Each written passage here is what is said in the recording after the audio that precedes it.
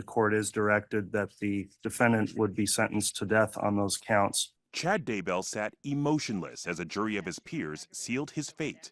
And this morning, the so-called doomsday author sentenced to death after being convicted in the 2019 murders of his first wife, Tammy Daybell, and his second wife's two children, 16-year-old Tylee Ryan and 7-year-old Joshua J.J. Vallow.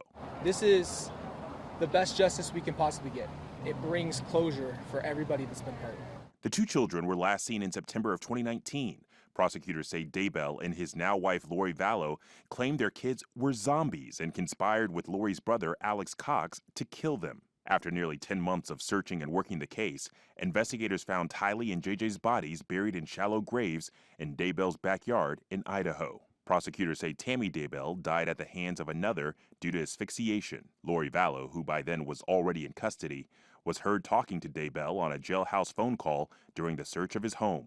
Were they in the house? No, they're out on the property. Are they seizing stuff again? They're searching. The jury in this case listened to over 60 witnesses, but it took them just about 9 hours to recommend the death penalty. FBI investigator Doug Hart telling us their verdict didn't surprise him. There are certain cases that just stick with you. This is going to be one of those for you.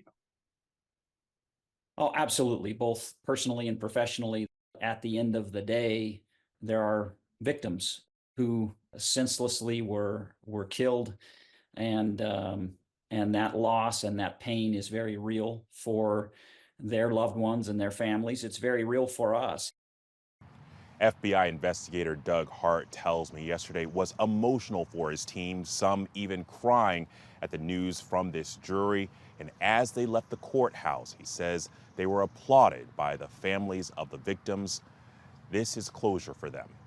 Alex Bechet, ABC News, Columbus, Ohio.